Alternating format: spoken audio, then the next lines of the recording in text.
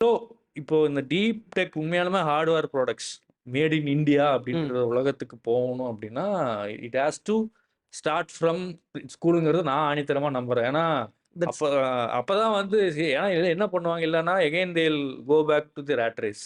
Correct. போயிட்டு ஒரு கம்பெனியில் ஒர்க் பண்ணுவாங்க. கம்பெனியில் ஒர்க் பண்ணி ப்ராடக்ட்ஸ் கிரியேட் பண்ணுவாங்க. அந்த கம்பெனி விற்கும். அந்த கம்பெனி எகைன் யூஎஸ் கம்பெனியாக தான் இருக்கும்.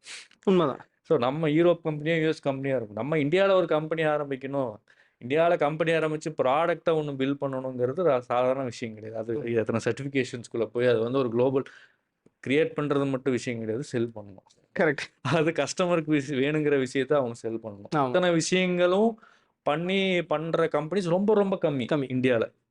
ஆனால் I can really feel that இன்னும் கொஞ்ச நாளில் அது வந்து உங்கள் ப்ரொப்பல்லர்னாலேயோ இல்லை உங்களை மாதிரி கம்பெனிஸ் இந்த மேக்கர் கம்யூனிட்டி கிரியேட் பண்ணுறதுனால கண்டிப்பாக வளருன்றது எனக்கு ஒரு ஆணித்தரம் கண்டிப்பா. இருக்கு.